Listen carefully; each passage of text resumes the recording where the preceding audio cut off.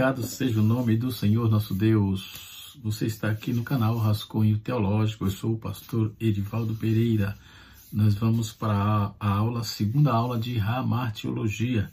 Tivemos a introdução, não é? E agora vamos para a segunda aula de Hamartiologia. Estaremos ministrando ou ensinando sobre a queda do homem, né? A origem dessa questão da queda do homem. Né? Quando começou o pecado? São perguntas que se perguntam assim, que permeia sobre a sociedade. Quando começou o pecado? Na verdade, a pergunta, eu acredito que a pergunta seria mais coerente se fosse feita assim. Quando se manifestou o pecado? Onde se manifestou? Quando e onde se manifestou o pecado, né? Na lição passada, na introdução, nós trabalhamos bastante a questão dos conceitos, tanto no hebraico quanto no grego, os conceitos, não, as palavras equivalentes a hamartia, a pecado, né? E assim sucessivamente. Então, nesta oportunidade, nós vamos dar continuidade aqui sobre essas controvérsias, né? Essas definições, né? Quando vamos tratar disso, nós podemos usar alguns materiais. Na verdade, eu disse que faria algumas indicações, e assim o farei, né? Especificamente no final da aula seria interessante trabalhar isso aí, que é um material que eu vou trabalhar constantemente, tá certo? Muito bem. Então, quando vamos fazer essa tratativa sobre os problemas do pecado, para um pecador existe um salvador, certo? Para um grande pecador existe um salvador. John Newton diz assim, dentro de ele é compositor de uma música, Amazing Grace, né, o nome da música. Embora a minha memória desvaneça, lembro-me claramente de duas coisas. Eu sou um grande pecador e Cristo é um grande salvador. A partir desta frase nós já começamos então aí a nossa aula. Glória a Deus, né? Você que está passando aí pela primeira vez, se inscreva no nosso canal, comente, pergunte, questione, não é? E estamos aqui para te atender e abençoar você. O homem e a origem do pecado. Repito, o homem e a origem do pecado. Eu quero embasar a minha aula nessa noite, dentro de um texto bíblico, nessa oportunidade, né? Noite, dia, tarde, onde você estiver, no Brasil ou no mundo, né? Especificamente, né? Onde você estiver, em Romanos capítulo de número 5, versículo de número 12, eu vou usar aqui a Bíblia, palavra-chave, Bíblia da CPAD, Casa Publicadora das Assembleias de Deus. Eu as tenho em grande estima e gosto bastante de usá-la quando estou ministrando aula, tá certo? Então vamos lá para o capítulo 5, o verso de número 12. Está escrito assim: portanto, por um homem entrou o pecado no mundo, e pelo pecado a morte. Assim também a morte passou a todos os homens, por isso que todos pecaram. O pecado já estava presente no universo, antes mesmo da queda de Adão e Eva. Isto fica claro pela presença e pelas alegações do tentador lá no Éden, né? Foi por ser tentado e que nossos primeiros pais caíram, né? Então, porém, o que não nos preocupa é a origem, né, dessa questão, é a problemática, não é? O que nos preocupa é a origem do pecado na família humana. Então, a Bíblia não deixa claro sobre a queda do nosso inimigo, o diabo ou os anjos, né? E em Gênesis capítulo 3, verso 14 e 15, é descrito como um processo da tentação da serpente. Então, o texto revela um juízo de Deus sobre a serpente. Gênesis capítulo 3, verso de número 14. Eu quero fazer leitura desse texto. Farei leitura desse texto. Gênesis capítulo 3, verso 14. Estou abrindo aqui a minha Bíblia, né? Como disse, estou usando a Bíblia palavra-chave, né? A Bíblia palavra-chave é uma Bíblia Almeida, revista corrigida, né? E assim sucessivamente. Vamos lá, capítulo 3, verso de número 14 de Gênesis. Então o Senhor disse à serpente: portanto fizeste isto, maldita serás mais do que todas as bestas e mais do que todos os animais do campo. Sobre o teu ventre andarás e pó comerás todos os dias da tua vida. Então ali estava a detenção, a ordem de Deus para aquela serpente, para a serpente que se rastejariam, né? Então, sobre a mulher, está em Gênesis capítulo 3, verso 16. Sobre o homem, nós vamos ver em Gênesis capítulo 3, verso 16, verso 17 e 19. Né? E há também a revelação, né, da promessa da salvação para todos os povos, todos os homens, também em Gênesis capítulo 3, verso 15. Então, Deus amaldiçoou a serpente, predisse sua ruína. Né? Então, é importante entender que o texto que é abordado aqui, que é tratado aqui, traz aí uma dupla referência, né? Primeiro, nós temos que ver que envolve a serpente, principalmente Satanás, que personificou na serpente.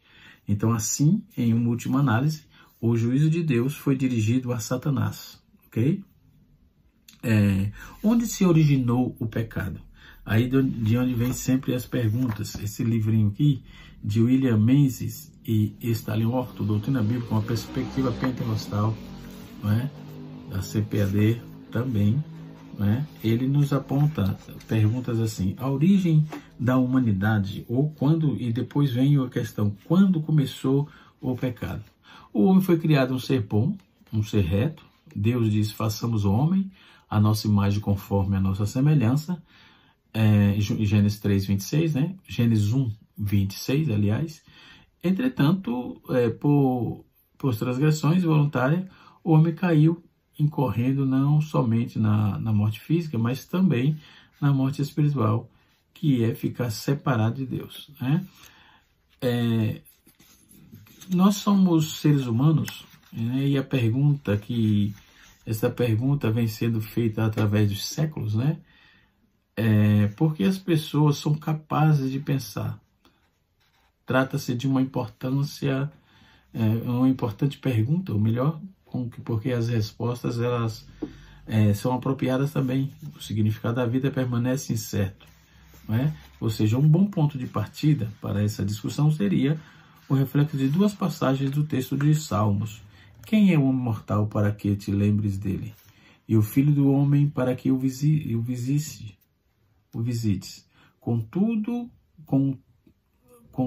pouco menor o fizeste que os anjos, de glória e de honra e coroastes, né? Fazes o que ele tenha domínio sobre as obras das tuas mãos, tu te puseste debaixo dos teus pés, né? Então, dentro dessa questão, trata-se da queda do homem, e nós vamos caminhando aqui dentro dessa visão do texto de Gênesis capítulo 1, versículo 26, 27 e 28, né, onde vamos ver essas questões. Então, disse Deus: façamos o homem à nossa imagem, conforme a nossa semelhança. Logo, Deus ele se responsabiliza pela criação do homem.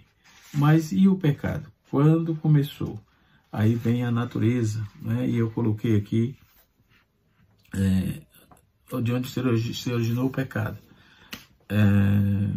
Satanás foi o primeiro ser que pecou, né?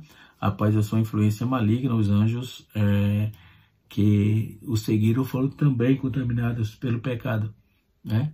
Não há aqui evidências claras sobre esse fenômeno do pecado de Satanás, e os anjos decaídos também do céu, mas a Bíblia sinaliza sobre esse assunto, não é? E vamos atentar direitinho para essa questão. Na terra, onde quer que se originou o pecado? Na terra ou no céu, não foi, não é? E na humanidade, na verdade, quando o diabo ele se levantou querendo ser melhor, querendo ser igual a Deus, diz o texto que Deus deu a sentença para ele, e ele desceu, saiu dos céus, certo? No livro de Ezequiel, capítulo 28, usa-se muito Ezequiel 28, do verso 10 a seguir. Eu não concordo muito com essa tese, porque aquele texto é muito claro que era o rei lá. Era um rei, era um ser humano, era uma pessoa. Então, não aplica muito essa questão aqui. Exegeticamente, e a questão do texto que foi direcionado para uma criatura, ou seja, um ser humano. Não é que o diabo não seja também criatura. Deus criou o anjo mau. O diabo não, ele que se tornou assim. Ele quis ser igual a Deus, né? A humanidade foi na humanidade que teve origem ao pecado em Adão, quando ele estava no jardim do Éden, lugar conhecido como paraíso, não é? E nós vamos ver que Deus pode ser tentado pelo pecado? Eis uma pergunta. Não, Deus não pode ser tentado pelo pecado. Deus não pode ser tentado pelo mal. E a ninguém também tenta, né? Em Tiago capítulo 1, verso 13. O que é tentação, afinal de contas? Né? Tiago 1,13, a palavra grega aí é peiradzo. Peiradzo quer dizer, dentro do contexto geral, significa examinar o caráter, as opiniões e os sentimentos. Consequentemente, pôr às provas os homens com finalidade de testar sua fé e confiança em Deus. Né? Então, Deus não pode pecar. Deus não pode, em Deus não há pecado. Portanto, Deus não é um causador do pecado. E o texto nos aponta aqui em Tiago 1,13, o texto nos diz assim, vejamos: ninguém ao ser tentado diga sou tentado por Deus, porque Deus não pode ser tentado pelo mal, e ele mesmo a ninguém tenta. Ainda Tiago, isso é Tiago capítulo 1, verso 13. Já Isaías 45:7 está escrito: eu faço a luz, eu formo a luz, eu crio as trevas, faço a paz e crio o mal. Eu, Senhor, faço todas as coisas. Isso denota o domínio de Deus, né? O domínio de tudo. Deus domina, consegue e conhece tudo. Ninguém consegue violar Deus ou violar a onisciência de Deus. Deus está advertindo o rei de Ciro, lá em Gênesis, ou no capítulo 45, verso 7, né? Ele fala com o rei de Tiro, afirmando que virão tempos ruins, isto é, Deus lhe permitirá que sobrevenha calamidades, né? Então, há uma diferença entre a palavra mal, com L, e mal com U. A palavra mal com U é um adjetivo antônimo, né? Do bom. Né? Mas é impossível essa explicação desse texto, porque tudo que Deus criou foi bom. Mas a palavra mal com L é um advérbio do modo de antônimo do bem. Ou seja, Deus permite que a situação seja ruim, que sobrevenha, né? Deus permite que a situação ruim sobrevenha e sobre a humanidade. Então, esta deve ser a correta interpretação do texto bíblico, né? E o texto nos aponta assim: e tu não és Deus, como se agrade com a iniquidade, e contigo não subsiste o mal. Salmos capítulo 1, capítulo 5, verso de número 4 e 5. Deus não tenta ninguém, pois ele é a fonte da sabedoria, é a fonte de toda a dádiva do dom perfeito, aliás. E dentro desse conceito, né, dentro dessa questão, toda dádiva todo dom profético, né? Tiago vai tratar disso no capítulo 1, verso de número 13 até o verso de número 17, né? E quando falamos em pecado, falamos em tentação, certo? E a origem da tentação? Qual a origem da tentação? Eis a pergunta, iremos a resposta. O texto no capítulo 3, versículo de 1 a 8, de Gênesis, está escrito assim: ora, a serpente era o mais astuto entre todas as animais do campo que o Senhor Deus lhe tinha feito. Né?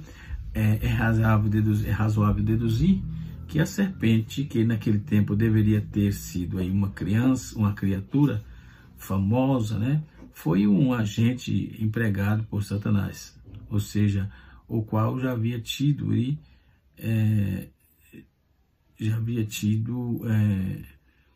ou aliás, já tinha sido lançado fora do céu antes da criação.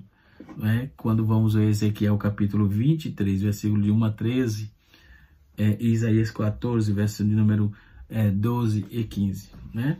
Por essa razão, Satanás é descrito como essa antiga serpente chamada Diabo, conforme está escrito em Apocalipse, capítulo de número 12, verso 9. Então, geralmente, Satanás trabalha por meio de agentes, quando Pedro, embora sem má intenção, procurou dissuadir o seu mestre dizendo no dever, né? Nos joelhos, Jesus olhou, além de Pedro, e disse: para trás de mim, Satanás. Neste caso, Satanás trabalhou por meio de um dos amigos de Jesus no Éden, né? Empregado e a serpente, empregou, aliás, no Éden, empregou a serpente, uma criatura da qual Eva não desconfiava. É preciso ter cuidado quando tem estranhos, né?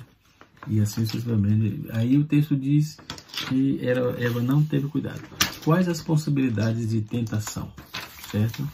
Porque tem pessoas que buscam, eles praticamente tentam a Deus, né? Tem pessoas que eles fazem tudo para que as coisas aconteçam de forma errada, não é? E ele erre o alvo, não é? E isso é um prejuízo. Em Gênesis 3, versículo 6, relata que o fato da queda do homem, inconformado ou informado acerca do primeiro lado do homem, sua inteligência, seu serviço, ou no Jardim do Éden, as duas árvores. Primeiro, o manifesto da gente, né? O matrimônio. Primeiro o matrimônio, que menciona especialmente as duas árvores do destino: a árvore da ciência, do bem e do mal, e a árvore da vida, né? Então, essas duas árvores, elas constituem aí o sermão, dizendo constantemente aos nossos primeiros pais,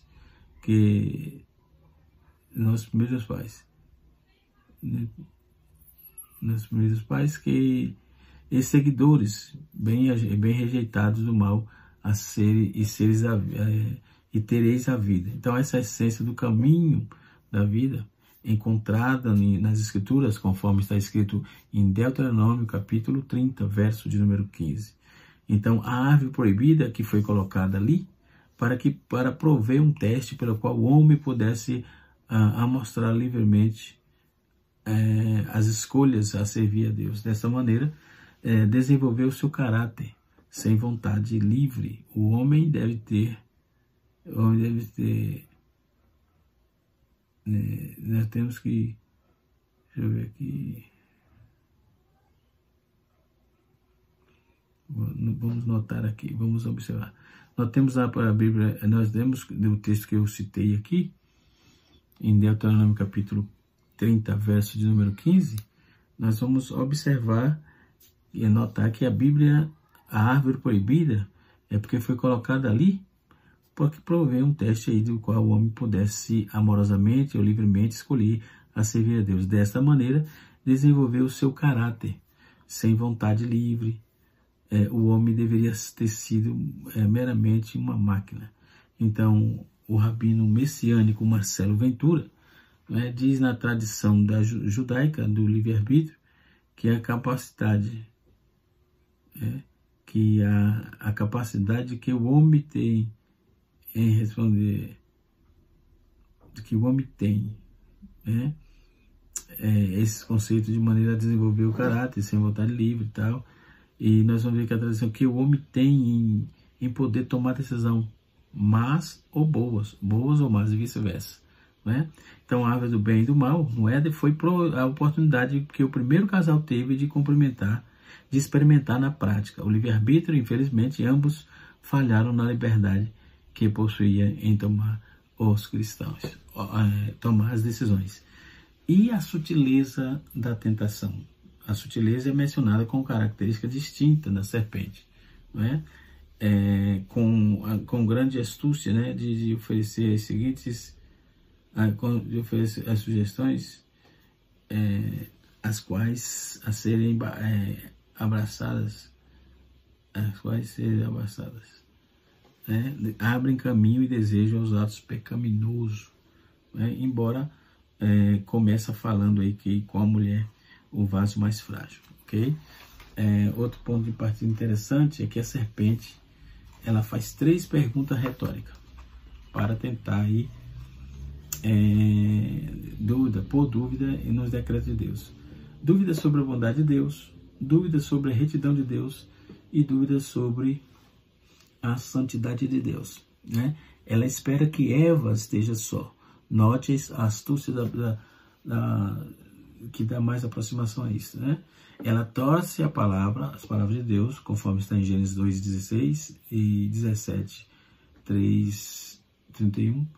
Né? Então finge surpresa por estarem assim em torcidas, né? Dessa maneira de entendimento, sem dúvida, aliás, todo o contexto podemos trabalhar dentro dessa visão dividida a respeito do coração do homem e da mulher no tempo do levita, enfim, né? Então a queda, a depravação e a perda da eternidade. A queda, a depravação e a perda da humanidade. Após a queda de Adão e Eva, o pecado entrou na humanidade. Com isso, surgiram aí outros problemas a partir de Adão e todos os seres humanos aí que herdaram o seu corpo. Conhecemos este conceito de depravação total, que consiste, né, na totalidade humana baixado aí pelo pecado. Então, a perda da eternidade foi uma das condições que sobreviveram aí para os primeiros dias, embora aí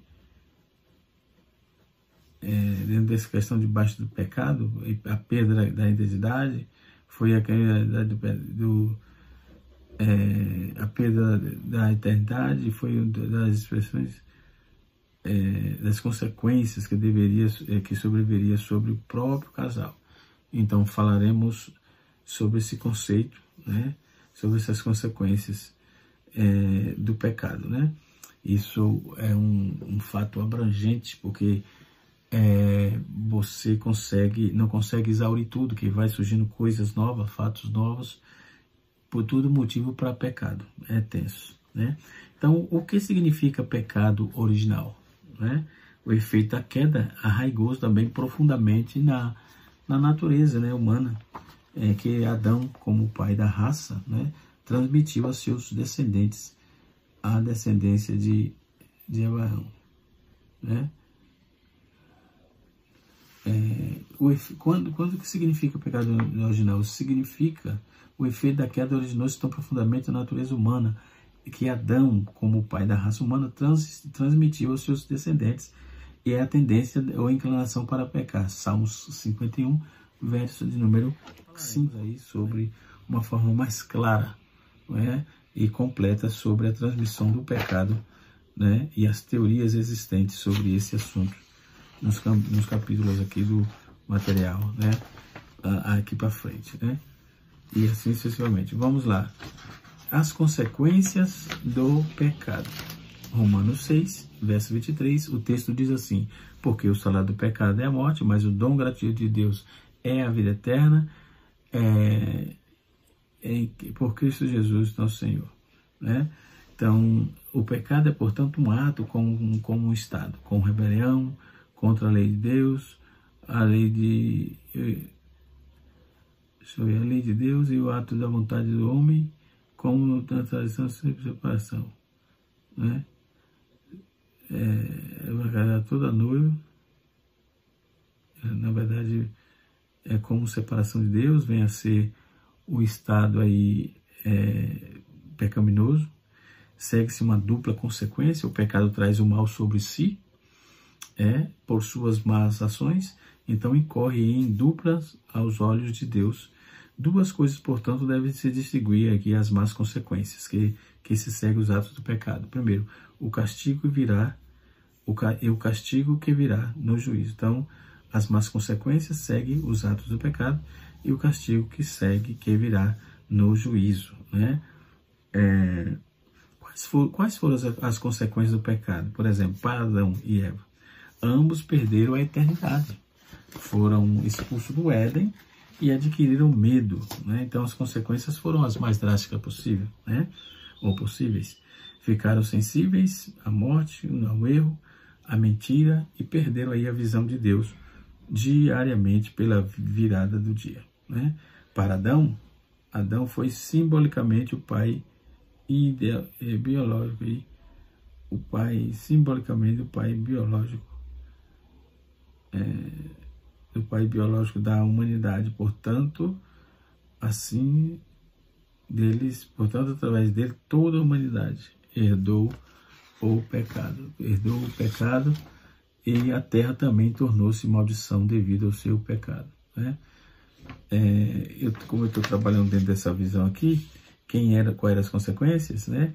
Primeiro, ambos perderam a eternidade. Segundo, simbolicamente o pai biológico da humanidade. Terceiro, Eva era representada simbolicamente a sua mãe biológica. Quarto, a serpente simbolizava Satanás. Quinto, o mundo precisa compreender que existem 3 tipos de mundo. Precisamos compreender isso. Primeiro, o mundo que significa o sistema maligno, em 1 João 5,19. Segundo, o mundo que significa a humanidade. E terceiro, o mundo que significa a atmosfera, né? A natureza, ou seja, o sistema do mundo jaz no maligno. A humanidade ficou condenada debaixo do pecado e a atmosfera sofrerá ferozes juízos apocalípticos, né? Porque Deus enviou o seu Filho ao mundo, não para que condenasse ao mundo, mas para que o mundo fosse salvo por ele. João 3, versículo 16 e 17. É um célebre texto, né? E outro sim, para a humanidade, com a queda dos primeiros pais biológicos, por exemplo, da humanidade, que era Adão e Eva, né?